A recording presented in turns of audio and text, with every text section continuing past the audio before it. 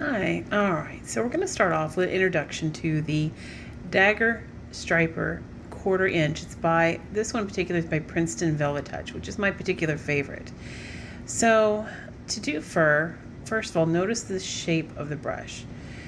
They come nice and flat whenever you get them. After a couple of uses, it'll start to get the splayed tip to it. See how there's a little bit of spacing there between the bristles? It'll actually become more spaced as I work on it with this particular brush.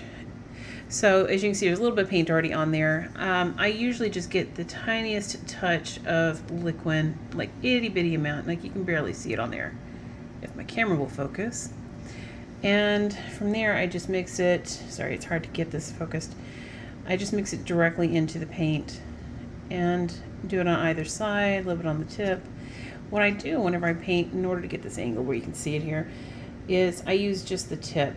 So it'll be just like that. I just press down and lift up. Press down, you can see how it splays, and lift up. When you're on the canvas, it splays out even more and will give you multiple marks of fur at one time. And you just do that repeatedly in different angles, different directions. Very simple. And I'll clip in here in just a moment what it looks like on actual canvas. But I wanted to start off where you could see the angle of it. Now there's other ways to go about it too. You can do larger clumps by pressing down more.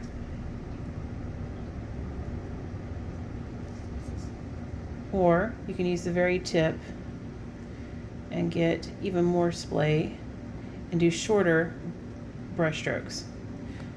So there's all kinds of ways to do this. Alright, I'm going to do my best to hold the camera still while I film this. As I've already shown you the angle to hold the brush, I'll show it again. I'm using the dark color first. And whoop, I don't quite have enough paint left. Hold on. Alright, so you can see how the brush splays out as I work. And I usually do it fairly quickly. It's a little bit more liquid. When you don't have enough flow, just add a little bit more liquid to it. I'm also going to add just a touch of black. Just a little bit. Okay, so here we go. I'm just using the tip of the brush. And you can see that you get these nice little fine marks. They both act as clumps of fur and individual hairs, and so it saves you a lot of time. So you're not having to do as much work. And you want to vary your marks. Sometimes pressing and then pulling away will give you a better mark just depending on where you're at on the face. Pressing on the back part of it versus the front of it will give you a different mark as well. So just depending on what your needs are at the time. You get longer brush strokes if you start back further on that far back of on this far back of the brush versus just the tip. Alright, so once I've got this part in, the next is I will be using, and this one is a Princeton, oops, sorry, it's hard to hold on to this, Princeton Select Pointed Filbert. And you can see, let me get the ink, there you go. You can see that it's got some bristle hairs that stick out further than the rest of them do. So I'm going to use that to my advantage. In this case, I use just a little bit of white. I mix it with just the tiniest touch of blue. In this particular case, it is literally called blue-gray. A tiny little dab of liquid just to add a little flow. So here you can see, now those brush tips really show themselves. Whenever you pull the paint across your brush, you want to do it on the exact opposite sides because it will flatten out the bristles. And now you can see what nice little marks you get. By having the black down first, you're basically filling in the gaps. And it's pretty fast to do this.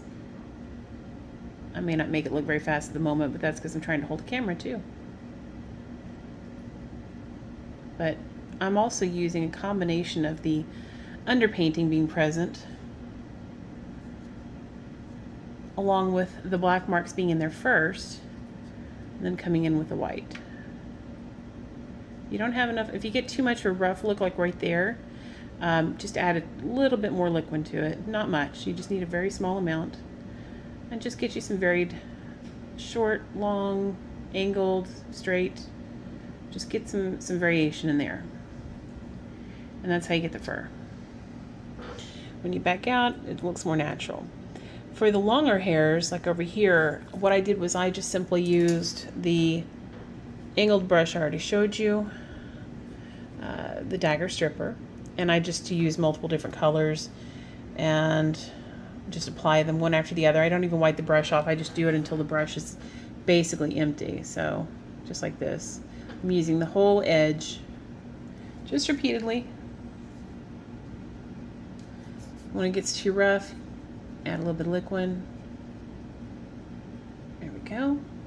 I just come in and get some more color. In this case, I'm adding in a little bit of raw sienna mixed with a little bit of a gray, because this is actually a warm color up here. And I'm just going to do the exact same thing all over again. Come back in with the dark color. And we're going to add a little bit to the edges. And this is just basically all that we do on repeat. And it's pretty fast, actually. It doesn't take very long to fill this in. And just vary the color, vary the brush stroke, and it fills in very quickly.